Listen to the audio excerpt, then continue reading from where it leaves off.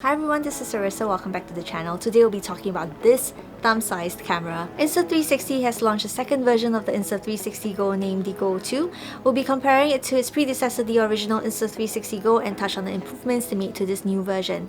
I'll be breaking up this video into a few sections and touch on topics like the form factor, design, charging case, specifications, and video quality. So if you'd like to skip ahead to a specific section, there will be timestamps left below in the description box. Now let's get to it. First, let's compare the size. The original Insta360 Go is ever so slightly smaller and lighter at 18.3 grams, but is negligible next to the Go 2's 26 grams. The Go 2 has removable filters, which means that you can just swap them out if you accidentally drop or scratch them. The original Go doesn't, and I've already cracked the side of my camera. Being able to swap up the filter also means you're able to screw on ND filters, which are now available as an optional accessory for the Go 2. The biggest difference between the Insta360 Go and the Go 2 would have to be the charging case. The original Go has this charging case with a lightning connector, which was kind of finicky, and I had to remove the case on my iPhone every time I wanted to connect the Insta360 Go. The case really doesn't serve any other function other than charging the camera and allowing you to connect the camera to your phone. The original case also charges via micro USB, which, if we're being honest, should be obsolete by now. The Insta360 Go 2, however, made major improvements to the charging case. It now functions as a remote, so you can start and stop recording even if you're not physically with the camera. I found that every time I tried shooting with the Insta360 Go, I was kind of doing it blind and hoping for the best, trying to remember what each button press does. But with the Insta360 Go 2's charging case, I knew exactly what I was doing, whether it was photo, time-lapse, hyperlapse, or video. The new case even has little tripod legs that allows you to use it as a stand to record your footage. It also charges via USB-C. One thing I found really annoying with the Insta360 Go was that the case would actually discharge itself and run out of battery, so I definitely had to charge the camera and case before a shoot. I only had a few days with the Go 2, so I can't tell you for sure whether that will happen as well, but I will keep you updated in another video. Out of the box, the Insta360 Go comes with the camera, a charging case, a pendant necklace, a holder which clips onto a cap, and an accessory which functions both as a selfie stick and a mount with a sticky bag. The original 360 Go comes with a lot more accessories, but they more or less serve the same purpose as the ones that come with the Go 2. One problem I found with the original Go was that I never really knew how to hold it properly without my fingers showing because the field of view was really wide. But with the accessories that came with the Go 2, I found that it was much easier to hold and I had a better grip on the camera. The app for the original Insta360 Go has very basic functions. Besides being able to transfer your footage to your phone via the app, it also has a built-in editor that helps you create simple video edits so you can publish them over on your social media accounts. There is also a Bluetooth functions which help you start and stop recording, but that was about it. Not even a preview to check your framing or exposure.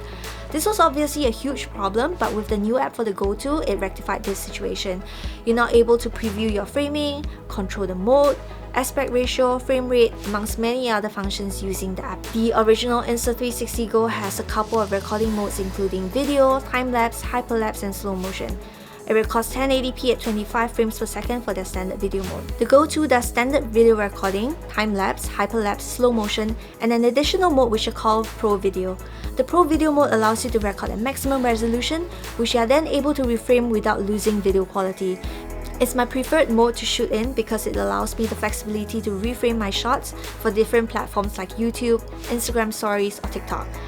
The Go 2 records up to 1440p in 30 and 50 frames per second and 120 fps in 1080p in slow motion mode. The record limit in the original Go was one of my biggest gripes. You can choose to record in 15, 30 or 60 seconds on the standard video mode, which honestly isn't a lot. I think the main focus of the original Go was to record short videos for Instagram Stories or TikTok, and you had to be selective about what you record. The Go 2 has a 10-minute record limit for their Pro Video mode and 15 minutes for their standard video. However, I find that the record limit will be affected by your ambient temperature. Singapore is really hot and I was recording outdoors the other day and the Go 2 overheated and refused to record any more than 2 seconds after my initial video. That's also the main reason for these record limits, as such a small camera tends to overheat really quickly. The record limit is higher in FPV mode because the assumption is that the wind from being on an FPV drone can help dissipate the heat generated by the camera. Outside of this time record limit, you're also confined by the internal memory. The original Go 2 has 8GB of internal memory, while the Go 2 has 32GB of internal memory. While I didn't find myself running out of space even in the original Go, I did find myself dumping footage into my phone whenever I had the chance. With such a small camera, I honestly don't expect the sound quality for the Insta360 Go or the Go 2 to be usable at all. Here's a comparison of the sound quality from both cameras so that you can make a comparison for yourself. So we are doing the audio test for the Insta360 Go and Insta360 Go 2. This is how the audio would sound like straight out of the cameras. Granted that I'm in a enclosed room right now, so there's not a lot of ambient noise except for my air conditioning running. This is how it sounds like on the Insta360 Go, the original one.